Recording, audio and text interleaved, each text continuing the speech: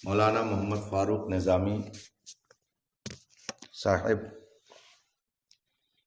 آپ نے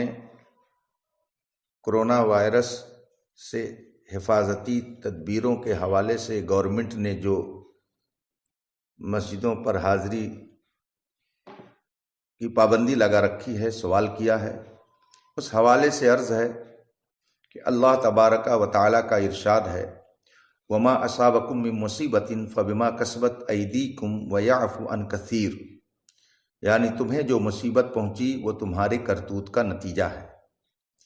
ایک مقام پر ارشاد فرماتا ہے، ظہر الفساد فی البر والبحر بما کسبت ایدی الناس، لوگوں کے کرتوتوں کی وجہ سے خشکی اور تری میں فساد عام ہو گیا۔ ان آیات مبارکہ سے روز روشن کی طرح واضح ہے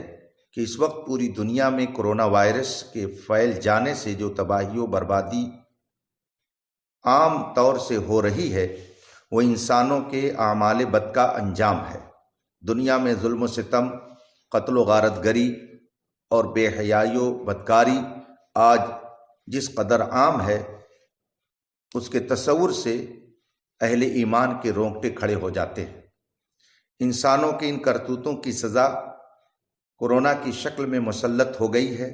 ہمیں اللہ تعالیٰ کی بارگاہ میں صدق دل سے توبہ اور استغفار کرنی چاہیے، اور دنیاوی اعتبار سے اس کی حفاظت کے لیے جو ضروری تدبیریں ہیں اسے اپنانا چاہیے۔ حکومت ہند نے کرونا وائرس سے حفاظت کے لیے عوامی اجتماع پر پابندی لگا رکھی ہے، حتیٰ کہ مسجدوں میں جمع ہو کر نماز پڑھنے پر بھی سخت پابندی لگا رکھی ہے۔ اسی تناظر میں آپ نے امت مسلمہ کی رہنمائی کے لیے حکم دیا ہے، فجزاکم اللہ تعالی خیر الجزا۔ شریعت اسلامیہ کے مطابق مسلمانوں کے لیے 5 وقتہ نماز باجماعت مسجد میں جا کر ادا کرنا واجب ہے، مگر آج جب حکومت نے سخت پابندی عائد کر رکھی ہے، حتیٰ کہ مسجد جانے پر امام و مؤذن اور ٹرسٹی حضرات کے خلاف FIR وغیرہ تک درج کر دی جا رہی ہے،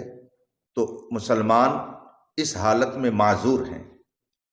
اب وہ اپنے گھروں پر نماز ادا کریں، اگر وہاں جماعت کر سکتے ہوں تو باجماعت، ورنہ تنہا تنہا پڑھ لیں۔ یہ حکم 5 وقتہ نمازوں کے لیے ہے، مگر خاص کر نماز جمعہ کے لیے کچھ تفصیل ہے۔ کتب فقہ میں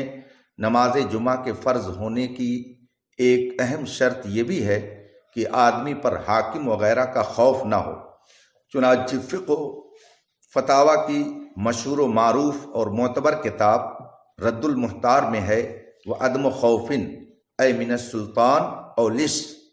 یعنی بادشاہ یا چور وغیرہ کی جانب سے کوئی خوف نہ ہو۔ تو جسے نماز جمعہ کے لیے مسجد جانے میں حاکم وقت کا خوف ہو، اس پر جمعہ فرض ہی نہیں ہے۔ اس مسئلہ کے پیش نظر عرض ہے کہ نماز جمعہ کے لیے اگر گورنمنٹ کی طرف سے واقعی ایسی سختی ہو رہی ہے جس کا آپ نے ذکر فرمایا ہے، تو مسجد کی آبادی کی خاطر اور جمعہ قائم رکھنے کے لیے امام کے علاوہ چند حضرات نماز جمعہ ادا کر لیں، اور بقیہ حضرات اپنے اپنے گھروں میں نماز ظہر پڑھیں۔ مگر اس بات کا بھی خیال رکھیں کہ اگر شہر میں ایسی حالت ہو تو وہاں کے لوگ نماز جمعہ کے بعد ہی ظہر پڑھیں، اور جماعت سے نہیں بلکہ تنہا تنہا پڑھیں، اور اگر دیہات میں ہوں تو تنہا یا جماعت، جو صورت میسر ہو اس پر عمل کریں۔ آخر میں دعا کرتا ہوں کہ رب تعالیٰ اپنے حبیب پاک علیہ تحیت و ثنا کے طفیل اس وبائی مرض سے دنیا کی خصوصاً